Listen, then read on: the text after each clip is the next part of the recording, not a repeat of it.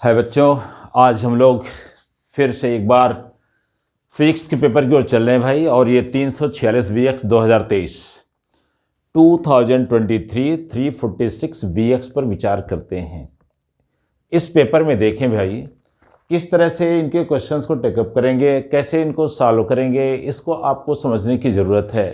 तो बेटा ये पेपर सेट आपका है 2023, किसका है 2023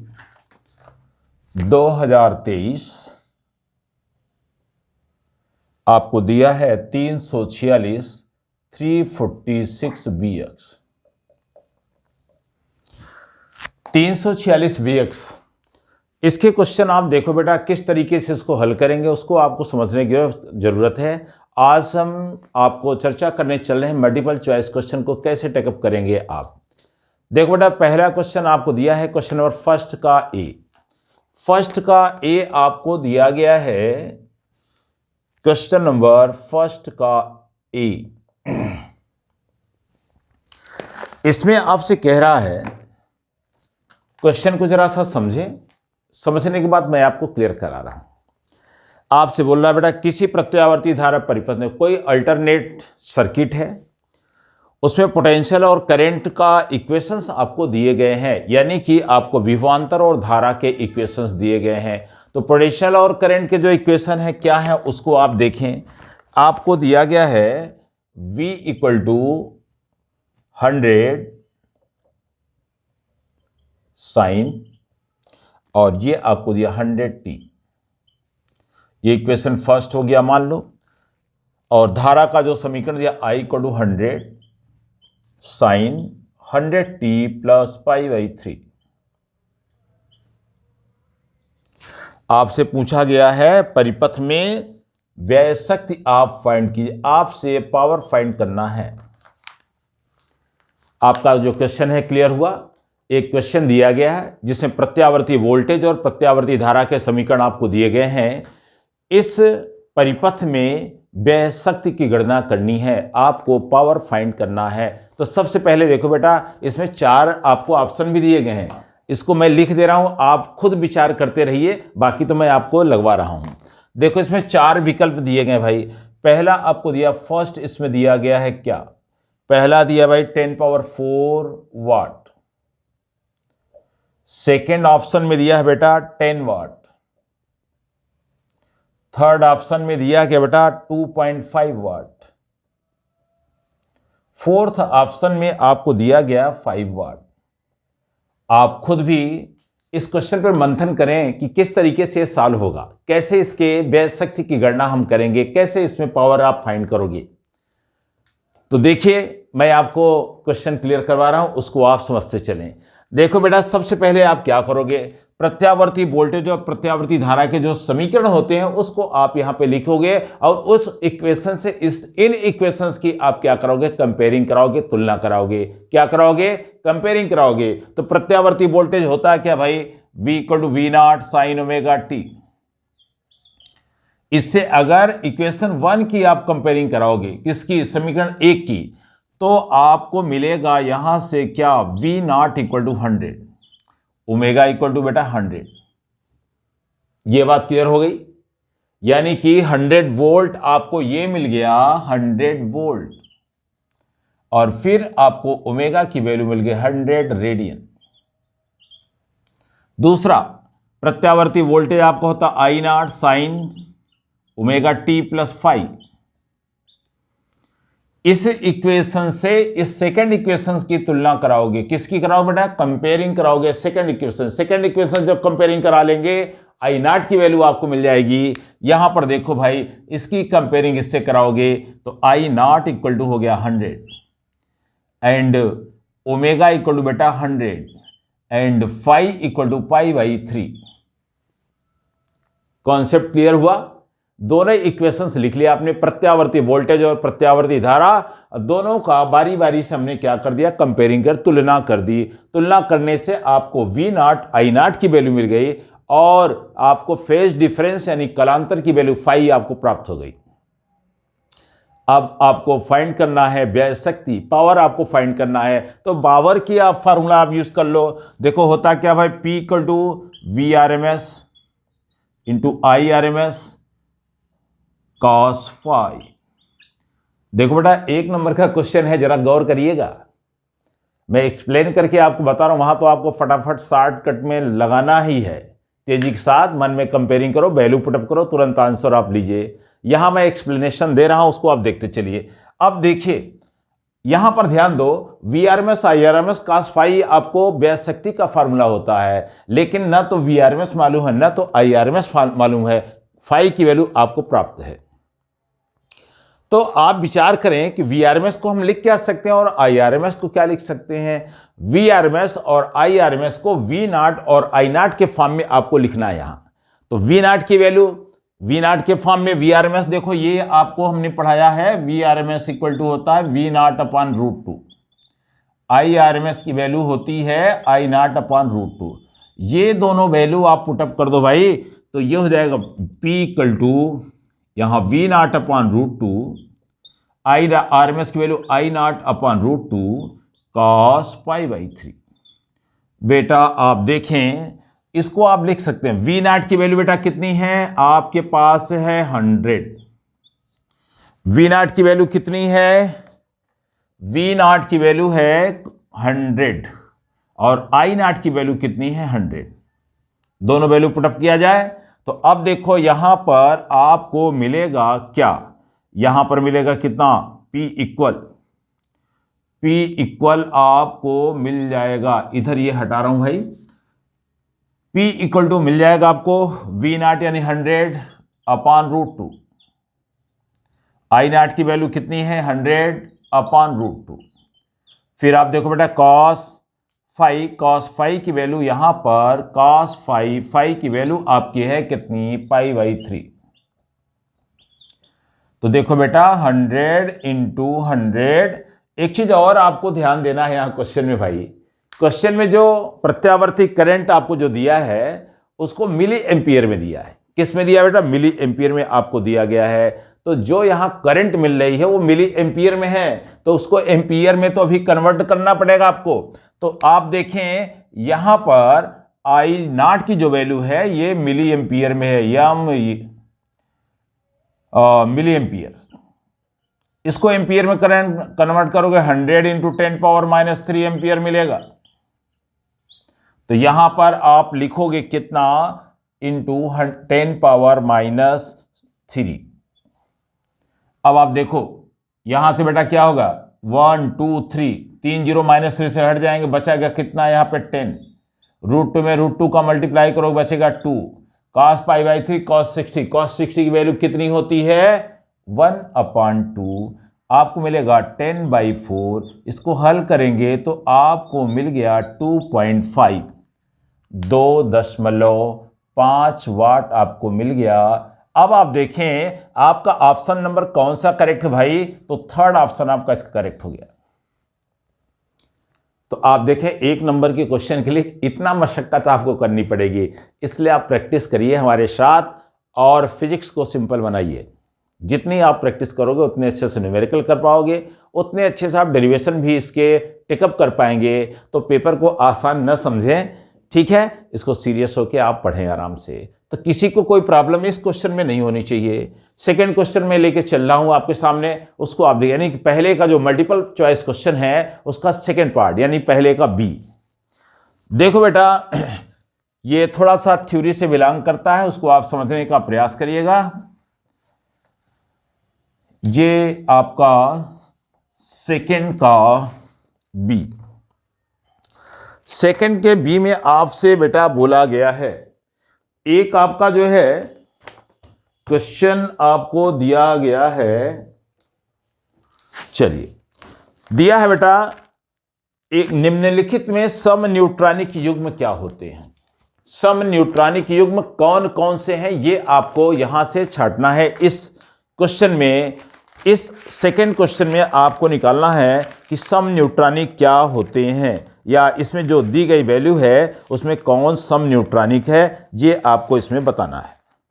the isotones pair of the following the isotone pairs of the following. तो देखो बेटा, इसमें आपको दिया गया है first option, second option, third option and fourth option. ये फर्स्ट का आपका है क्या, बी। इसमें जो पेयर दिए गए हैं उसको आप समझिए। देखो फर्स्ट ऑप्शन आपको दिया गया है 6C14 एंड आपको दिया बेटा 8O16। सेकेंड ऑप्शन दिया बेटा 6C14 एंड 7N14। आप लोग इस पर विचार भी करते चलें, क्वेश्चन में लिख रहा हूं, आप देखते चलें। सम न्यूट्रॉनिक बताना है, आइसोटोन 6C14 एंड आपका हो गया बेटा 8O17।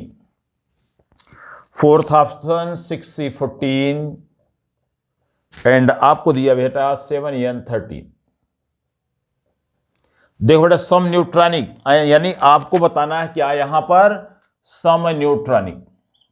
सम न्यूट्रॉनिक यानी आपको आइसोटोन इसमें बताना है, इसमें कौन सा ग्रुप आपका आइसोटोन है। तो आपको यह क्लियर होना चाहिए सबसे पहले कि आइसोटोन होता क्या है।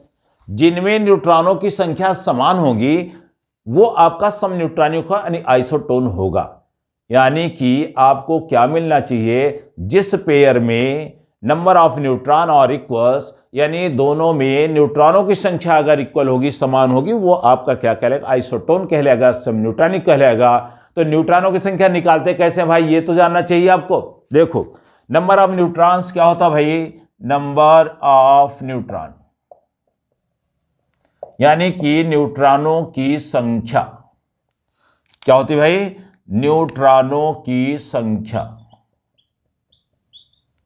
क्या होती भाई, परमाणु भार, एटॉमिक वेट जिसको कहते हो, माइनस एटॉमिक नंबर यानी परमाणु क्रमांक। अब इन चारों में आपको चेक करना है कि किसमें जो है आपके न्यूट्रॉनों की संख्या समान है। अगर जिसमें समान वही आपका युग्म, वही आपका पेयर कंप्लीट है, वही आपका आइसोटोन होगा। तो यहां पर देखो भाई, पहला में परमाणु भार कितना भाई 14 माइनस परमाणु क्रमांक कितना है 6 इक्वल बेटा हो गया कितना 8। ये परमाणु क्रमांक, ये आपका परमाणु भार, ये एटॉमिक नंबर, ये आपका एटॉमिक वेट। क्लियर। अब इसमें देखो सेकंड में ये आपका कार्बन के लिए हो गया, किसके लिए भाई, कार्बन के लिए। ऑक्सीजन के लिए देखो भाई, एटॉमिक वेट आपका है कितना 16, एटॉमिक नंबर है कितना 8 इक्वल हो गया कितना 8, ये ऑक्सीजन के लिए। तो देखो बेटा, ये भी न्यूट्रॉनों की संख्या और ये भी न्यूट्रॉनों की संख्या, क्योंकि परमाणु भार माइनस परमाणु क्रमांक, atomic weight minus atomic number हमने किया, और ये न्यूट्रॉनों की संख्या 8 और ये भी हो गई। यानी ये जो पेयर आपका होगा यही आपका सम न्यूट्रॉनिक होगा, यानी इसका ऑप्शन फर्स्ट करेक्ट है। क्लियर है। आगे की ओर चलते हैं, फर्स्ट का सी। हम आपको कॉन्सेप्चुअल यानी थ्योरेटिकल हर तरीके से आपको क्लियर कराते चलते हैं, तो आप इसे एकदम स्पष्ट रूप से पढ़ते चले भाई, और प्रैक्टिस करोगे, थ्योरी आपको ये क्लियर रहेगी, तो ये क्वेश्चन कभी गलत नहीं हो सकता आपसे। ठीक है, चलिए फर्स्ट का सी। थर्ड के सी में क्वेश्चन बहुत ही अच्छा है, और इस टॉपिक से हर बार 1 नंबर का क्वेश्चन तो जरूर रहता है भाई। देखें पहले का सी, हम लोग चल रहे हैं 2023 346 VX सेट आपका है, जिसके क्वेश्चंस को क्रमागत मैं करा रहा हूं। अभी मल्टीपल चॉइस क्वेश्चन चल रहे हैं, आगे हम लोग धीरे धीरे बढ़ते चलेंगे, उसको देखें। देखो बेटा, ये आपका फर्स्ट का सी, पहले का सी पार्ट आपका दिया गया है। पहले के सी पार्ट में आपको दिया गया भाई कि किसी वैद्युत चुंबकीय तरंग कहां से है, इलेक्ट्रोमैग्नेटिक वेव से क्वेश्चन आपका है। विद्युत चुंबकीय तरंग में चुंबकीय क्षेत्र का आयाम, चुंबकीय क्षेत्र का आयाम यानी एम्पलीट्यूड आपको दिया है।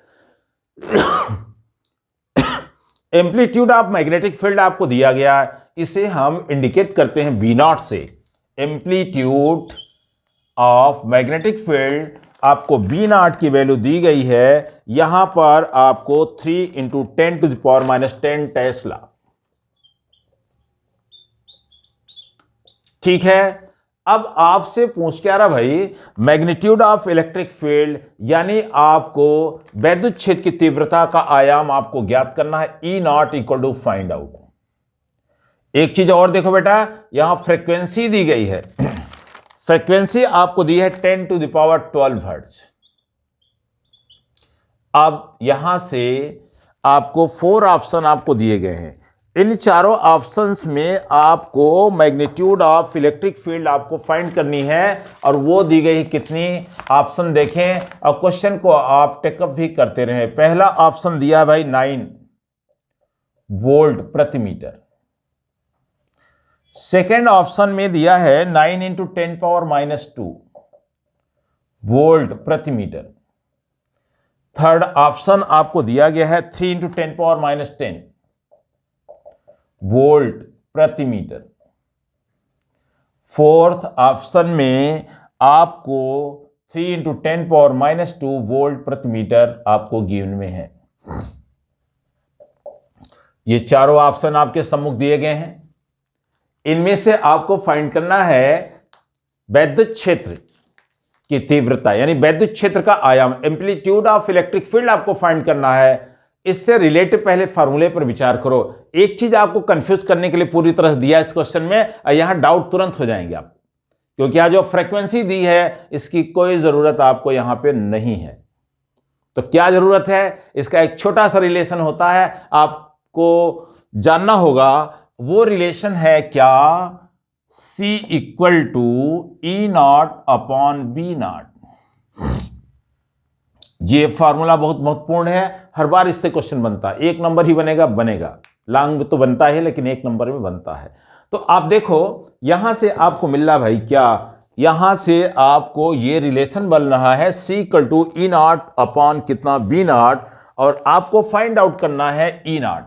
ये आपको फाइंड करना है, यानी कि चुंबकीय वैद्युत क्षेत्र का आयाम निकालना है, ठीक, मैग्नीट्यूड ऑफ इलेक्ट्रिक फील्ड। तो देयरफॉर आप लिख सकते हो E0 = CB0। आप सभी को बहुत अच्छे से मालूम है C = स्पीड ऑफ लाइट यानी प्रकाश की चाल, जिसकी न्यूमेरिकल वैल्यू आपकी होती है 3 × 10⁸ मीटर पर सेकेंड। C की न्यूमेरिकल वैल्यू 3 × 10⁸ मीटर पर सेकेंड।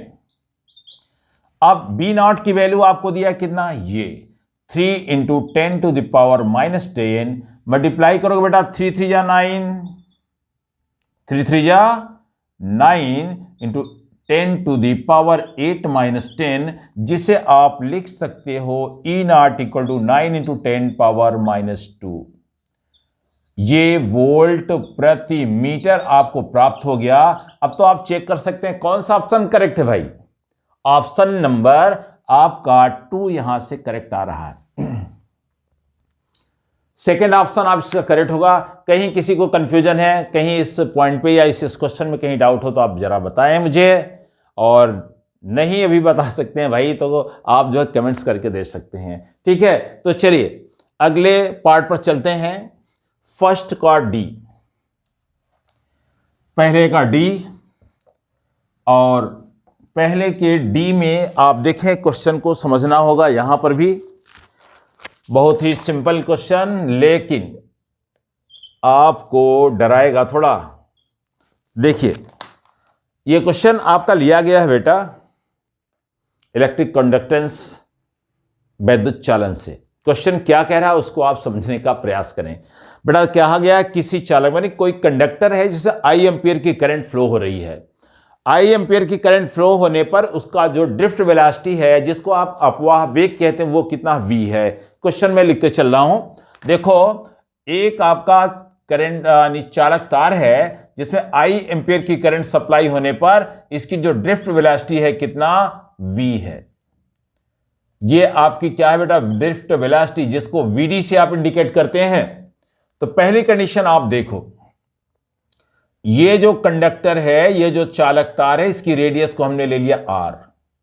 तो अब इसमें एक रिलेशन होता है I = NEAVD, और A बराबर होता है क्या, क्रॉस सेक्शनल एरिया, जिसको आप लिख सकते हो πr²।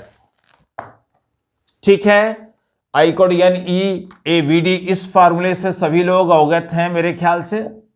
और एरिया क्रॉस सेक्शनल एरिया होती है कितनी बेटा, पाई आर स्क्वायर होती है, उसकी भी वैल्यू आप पुटअप कर दो वहां। जब पुटअप कर दोगे तो आई इक्वल टू मिलेगा एन ई, और एरिया की वैल्यू रखोगे पाई आर स्क्वायर और वीडी की वैल्यू आप रखोगे वी, तो मिलेगा स्मॉल वी इक्वेशन फर्स्ट मान लीजिए यहां पे।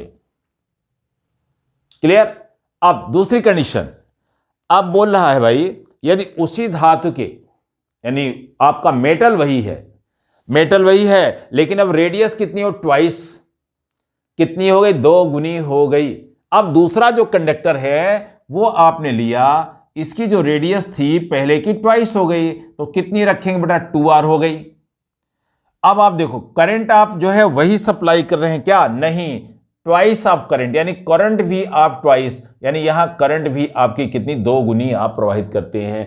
कंडक्टर की एरिया यानी जो रेडियस है ट्वाइस हो गई और करंट भी आपकी ट्वाइस हो गई। तो आपसे क्वेश्चन पूछा है उसमें ड्रिफ्ट वेलोसिटी कितनी होगी, उसमें अपवाह वेग का मान कितना होगा। क्वेश्चन क्लियर हुआ भाई।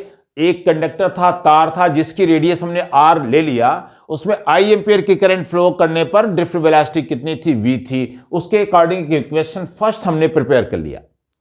सेकंड कंडीशन में कह रहा है कि ऐसा कंडक्टर है जिसकी रेडियस पहले की ट्वाइस है, पहले की 2 गुनी है, और करंट भी 2 गुनी सप्लाई की जाती है, तो उसका जो ड्रिफ्ट वेलोसिटी होगी, उसका जो अनुगमन वेग होगा वो कितना होगा। तो अब आपको निकालना है क्या, वी डैश, यानी इसकी ड्रिफ्ट वेलोसिटी हमने ले लिया भाई वी डैश। तो अब देखो फार्मूला यही लगाओगे पहले, आई की वैल्यू आपके पास आई डैश इक्वल टू आप रखोगे यानी ई ए, और यहां पर कितना, वी डी। देखो बेटा आई डैश की वैल्यू कितना रखोगे, 2i रखेंगे, यानी ई ए, एरिया आपकी कितनी हो जाएगी, ए इक्वल टू बेटा पाई आर स्क्वायर, आर की वैल्यू कितना रखोगे, 2r रखेंगे, यहां पे 2r हो जाएगा, कितना होगा, 4 पाई आर स्क्वायर। एरिया आप यहां हो जाएगा 4 pi R square, and VD की वैल्यू आपको फाइंड करनी है। तो ये मेरे ख्याल से इक्वेशन 2 आपका कंप्लीट हुआ। कहीं कोई दिक्कत हो भाई इस क्वेश्चन में बोलें। फर्स्ट इक्वेशन तो सिंपल है, सेकेंड इक्वेशन ही सिंपल है, लेकिन आपको वैल्यू पुटअप करनी है। आई की जगह आप 2i रखेंगे और रेडियस जहां वहां पर कितना रखोगे, 2r रखोगे, उसके अकॉर्डिंग एरिया आपकी चेंज हो गई, एरिया आपकी हो गई 4 पाई आर स्क्वायर वी। अब अगर यहां से इक्वेशन फर्स्ट से आई की वैल्यू यहां पुटअप कर दिया जाए, ठीक है, अगर आई की वैल्यू यहां पुटअप करोगे तो आपको मिलेगा क्या, देखें, दिस इंप्लाई दैट 2 आई की वैल्यू बेटा कितनी है, N E pi R square V, N E pi R square V equal, यहां पर हो गई कितनी भाई, equal N E into 4 pi R square V dash. देखिए N E pi R square, N E pi R square cancel, मिला कितना भाई, 2v इक्वल टू कितना, 4v डैश। वी डैश आपको फाइंड करना है, तो v dash equal to 2v upon 4, 2 से 2 कैंसिल कर दिया आपने, v dash equal to v by 2, यानी अब जो ड्रिफ्ट वेलोसिटी आएगी वो कितने, उसकी हाफ हो जाएगी। यहाँ पे 4 ऑप्शन यहां पर भी दिए हैं, उसको हमने लिखा नहीं, लिख रहा हूं भाई तुरंत। तो देखो पहला ऑप्शन दिया था इसमें क्या जानते हैं, फर्स्ट ऑप्शन दिया v, सेकेंड ऑप्शन आपको दिया 4v, थर्ड ऑप्शन आपको दिया v बाई 2, और फोर्थ ऑप्शन आपको दिया v बाई 4। तो अब तो आप यहां से क्लियर हो चुके हैं कि इसमें कौन सा ऑप्शन करेक्ट है भाई, आपका हो जाए कितना, v बाई 2, यानी third option is A correct. तीसरा ऑप्शन आपका करेक्ट है। क्वेश्चन क्लियर हुआ। देखो बेटा इसको ये ऑब्जेक्टिव जो क्वेश्चन होते हैं इसको डायरेक्ट आपको टिक करना होता है, लेकिन जब तक आपको आएगा नहीं तब तक आप टिक कैसे करेंगे। तो सबसे पहले उसका कैलकुलेशन करिए, उसके बाद उसको टिक करके छोड़िए। क्लियर। चलिए नेक्स्ट क्वेश्चन, इसी का पांचवा पार्ट, फिफ्थ पार्ट। सभी क्वेश्चन एक से एक हैं बेटा, ये फिजिक्स से है और इसको देखते चलिए आसानी से, तभी आप जो है अच्छे अंक अर्जित कर सकते हैं। और अच्छे अंक प्राप्त करने के लिए मेरे साथ आपको लगना होगा, जुड़ना होगा, प्रैक्टिस करना होगा साथ साथ। अब आपको स्पीड बढ़ाने की ज़रूरत है क्योंकि बोर्ड परीक्षा बहुत ही नज़दीक है। तो देखें क्वेश्चन नंबर फर्स्ट का फिफ्थ पार्ट। ये बहुत ही अच्छे क्वेश्चन हैं। और देखो बेटा, फिफ्थ पार्ट में बोला है कोई आपका प्रिज्म है, उस प्रिज्म का जो प्रिज्म कोण है जिसको प्रिज्म एंगल बोलते हैं वो आपको दिया गया है कितना, कितना दिया भाई, 15 डिग्री। प्रिज्म कोण या प्रिज्म एंगल आपको दिया गया है 15 डिग्री। अब आपसे कहा गया है परंतु उनके अपवर्तनांक। अब एक चीज और ध्यान दो बेटा, 3 प्रिज्म हैं, कितने हैं, 3 प्रिज्म, 3 प्रिज्म है, प्रत्येक का प्रिज्म कोण आपका कितना, 15 डिग्री है, लेकिन तीनों के अपवर्तनांक अलग अलग है। तो तीनों के जो अपवर्तनांक है क्या दिए गए हैं, देखो भाई, n1 दिया है 1.6, n2 दिया है 1.5, n3 दिया है 1.4। तीनों के अपवर्तनांक अलग अलग हैं, तो आपको बताना है उनके विचलन कोण। क्या निकालना भाई, विचलन कोण प्राप्त हो। यानी इसमें आपको एक रिलेशन बताना है। वो रिलेशन क्या है आप देखिए, देखो फर्स्ट ऑप्शन दिया गया है यहां पर Δ1 is greater than Δ2 greater than Δ3। Second option दिया गया है Δ1 less than Δ2 less than Δ3। Third option आपको दिया गया है Δ1 equal to Δ2 equal to Δ3। And fourth option Δ1 is greater than Δ2 is less than Δ3। 4 option आपको दिए गए हैं, इनके विचलन कोण में रिलेशन आपको बताना है। जो डेविएशन एंगल है उसमें आपको रिलेशन बताना है कि किस कंडीशन को ये फॉलो करेंगे। तो बेटा एकदम सिंपल है, आपको बस देखना है, बस मेरे साथ जुड़े रहें और इस क्वेश्चन को अच्छे ढंग से आप देखते चलिए। देखो एक रिलेशन हमने आपको बताया था, कॉन्सेप्ट बताया है, delta m equal to n-1 into A, deviation angle equal to n-1 into A. n आपका रिफ्रैक्टिव इंडेक्स यानी अपवर्तनांक हो गया, ए ऑफ एंगल क्या कहते हैं, ऑफ प्रिज्म हो गया, यानी प्रिज्म कोण कहलाए।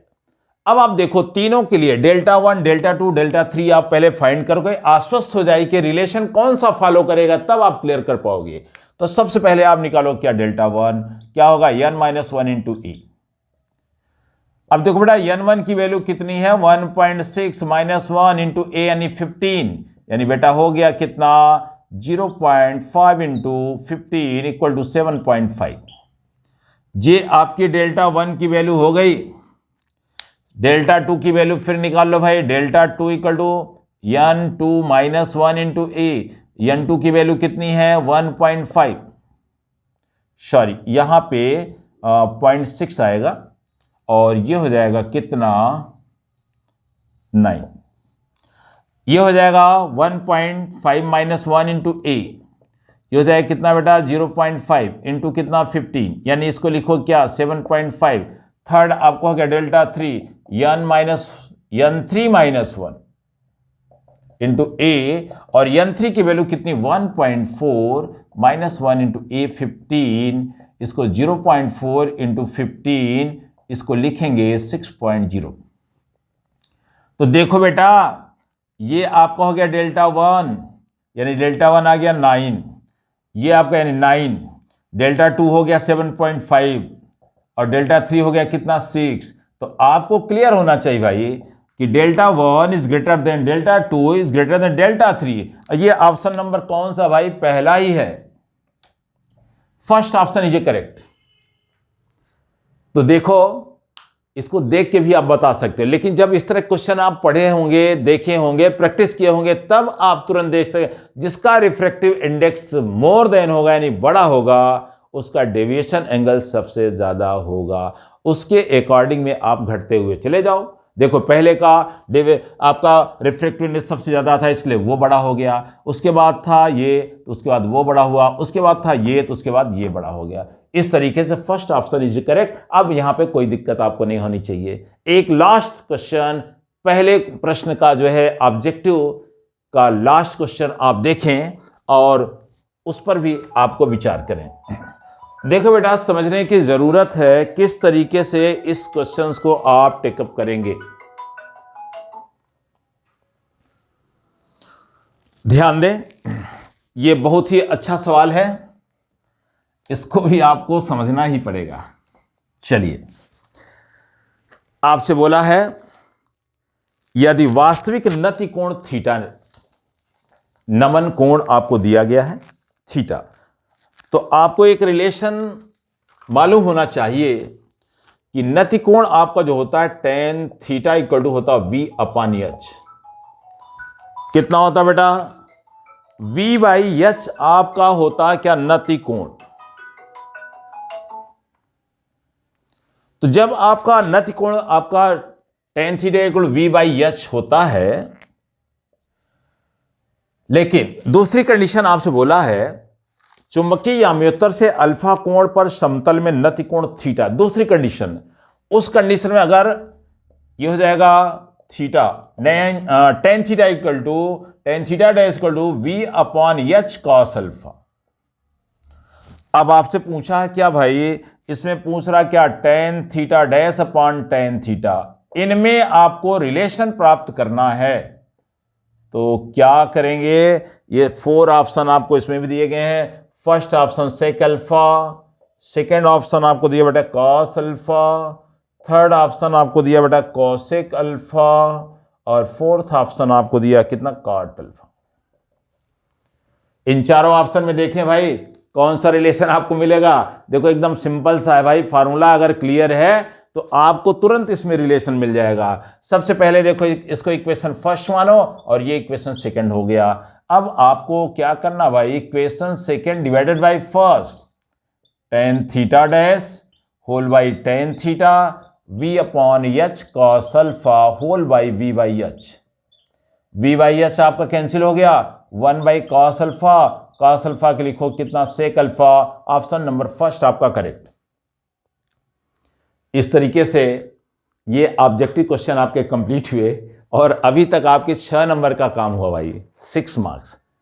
इतना मशक्कत करोगे 6 नंबर आपको मिलेंगे, लेकिन अगर आप प्रैक्टिस करे रहेंगे तो मशक्कत करने की जरूरत नहीं, कॉन्सेप्ट रहेगा, फटाफट आप देखोगे आपके आंसर मिलते जाएंगे। तो इसके आगे का भाई क्वेश्चन नंबर 2 पर विचार नेक्स्ट वीडियो में हम करेंगे। और इस प्रकार हमारे इस चैनल को लाइक शेयर सब्सक्राइब करते रहें। Thank you.